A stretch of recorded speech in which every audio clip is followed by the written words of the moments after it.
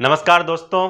भारत में digital currency को लेकर के लंबे समय से बहस चल रही है और ये मुद्दा तब बढ़ गया जब हमारी वित्त मंत्री श्रीमती निर्मला सीतारमण ने अपने बजट भाषण के दौरान ये घोषणा की कि भारत स्वयं की डिजिटल करेंसी लॉन्च करने जा रहा है।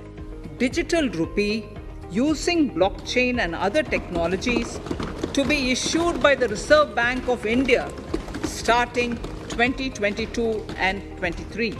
और दोस्तों इसी के तहत 1 दिसंबर 2022 को भारत के कुछ चुनिंदा शहरों में इस प्रोजेक्ट जो है ये जो डिजिटल करेंसी है इसको पायलट प्रोजेक्ट के रूप में लागू कर दिया।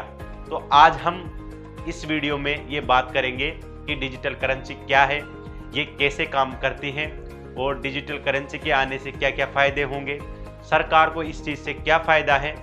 दूसरी चीज़ कि जब यूपीआई पेमेंट के लिए हमारे पास में गूगल पे है, फ़ोन पे है, पेटीएम है, अमेज़ॉन पे है, तो ये इनसे किस तरह से भिन्न होगा। तो आपका इस नई चर्चा में बहुत बहुत स्वागत है। डिजिटल रुपया जो कि रिजर्व बैंक ऑफ इंडिया ने लॉन्च किया है। दोस्तों अगर हम इसको आसान भाषा में समझें तो ये जो भी नोट हैं, जो भी सिक्के हैं, उनका इलेक्ट्रॉनिक रूप ही डिजिटल रुपया है।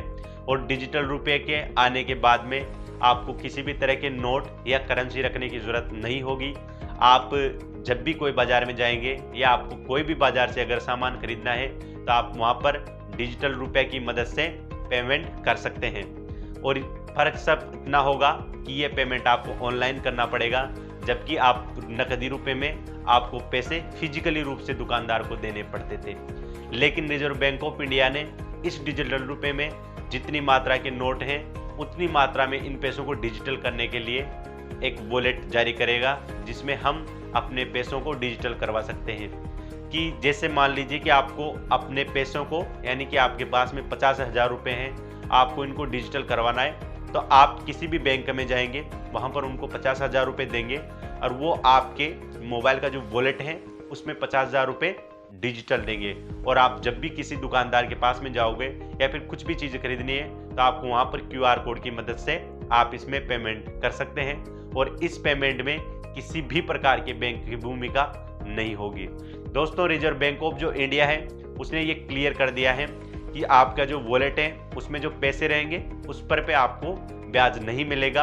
अगर आपको इस पर ब्याज देना स्टार्ट कर दिया सरकार ने तो आप लोग सभी जो हैं वो ऐसा हो सकता है कि कुछ लोग जो हैं वो बैंकों से अपने पैसे निकाल करके उनको डिजिटल करवा करके अपने वॉलेट में रखना स्टार्ट कर दें और पूरी भारत की बैंकिंग जो पद्धति है वही फेल हो जाए। तो इस वजह से सरकार ने अभी इन पैसों पर ब्याज देने से मना किया है।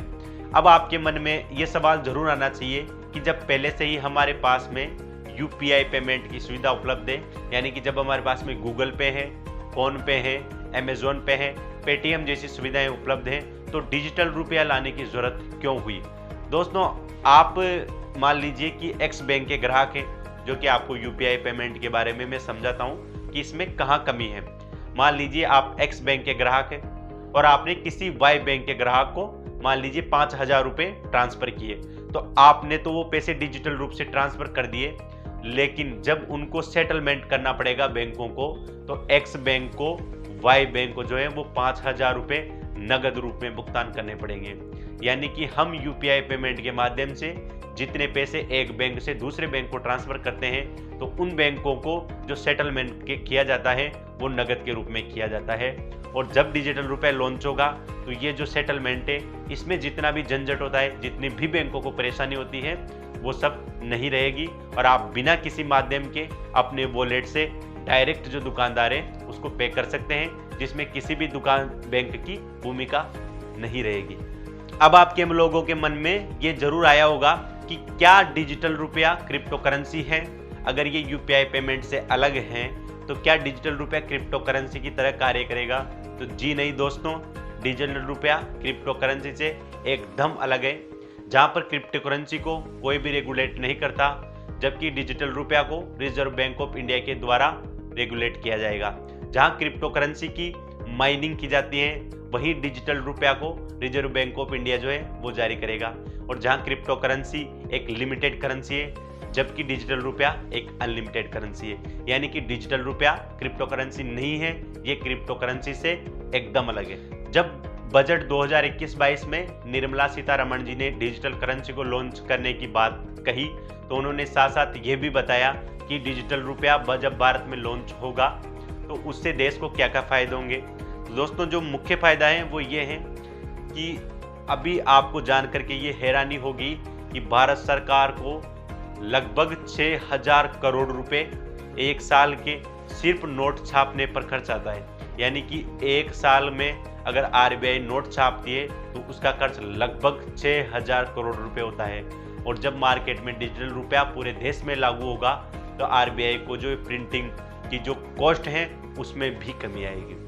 आए दिन हमें अखबारों में पढ़ने को मिलता है कि जाली नोट कहीं पर पकड़े गए, कहीं पर नकली नोट पकड़े गए। तो डिजिटल रुपया लॉन्च होने से इन सब चीज़ों पर लगाम लगेगी। दूसरी जो है वो डिजिटल रुपए की वजह से जो भ्रष्टाचार है उसमें कमी आएगी। आप जब भी किसी को मान लीजिए कोई इलीगल तरीके से काम करवाने के लिए उसको रिश्वत देता है तो रिश्वत उसको नगद के रूप में भुगतान करता है। और नगद रुपयों पर सरकार जो है उनको न तो ट्रैक कर सकती है, न उनके पास में सरकार का कोई रिकॉर्ड होता है। लेकिन जैसे ही पूरे देश में डिजिटल करेंसी सही तरीके से लागू होगी तो इसका मतलब ही आपको उसको पे भी डिजिटल रूप में करना पड़ेगा। और जब आप किसी भी व्यक्ति को डिजिटल रूप में पे करोगे तो उस पर सरकार की नज़र रहेगी और इससे रिश्वत जो है उसके मामलों में लगातार कमी दिखाई देगी। चौथा जो इसका फायदा है वो ये है कि जब भी रिजर्व बैंक ऑफ इंडिया पहले अगर नकदी जारी करता है या नोट छापता है तो उसको जिस मात्रा में वो नोट छाप रहा है उतने ही रुपयों का उसके पास में सोना रिजर्व रखना पड़ता है। मान लीजिए कि अगर उसने 100 का नोट प्रिंट किया तो उसके पास में 100 रुपये का सोना जो है वो रिजर्व रखता है। आपने नोट में देखा होगा कि उसमें लिखा हुआ रहता है कि मैं धारक को 100 रुपये अदा करने का वचन देता हूँ। इसका मतलब ये है कि 100 रुपया जो है वो रिजर्व बैंक में सोने के रूप में या फिर किसी और मुद्रा के रूप में रिजर्व रखा गया है। लेकिन इस डिजिटल रुपये में ऐसा बिल्कुल भी नहीं है। सरकार जब भी डिजिटल रुपया जारी करेगी उसके लिए किसी भी तरह के सोना रिजर्व रखने की जरूरत नहीं होगी। दोस्तों, आपके मन में ये सवाल जरूर आया होगा कि क्या डिजिटल रुपया भारत ही लॉन्च कर रहा है या क्या डिजिटल रुपया या डिजिटल करेंसी पहली बार भारत में ही लॉन्च हो रही है। तो जी नहीं दोस्तों, पूरे विश्व भर में इसके लिए जो है वो प्रोजेक्ट चल रहे हैं। अगर आपको मैं उदाहरण दूं तो चाइना के कई शहरों में अभी डिजिटल करेंसी को पायलट प्रोजेक्ट के रूप में चलाया जा रहा है। G20 जो एक विश्व के उभरते हुए अर्थव्यवस्थाओं का समूह है, उसके जो 20 देश है उसमें से 16 देश जो हैं वो डिजिटल करेंसी को चलाने पर विचार कर रहे हैं।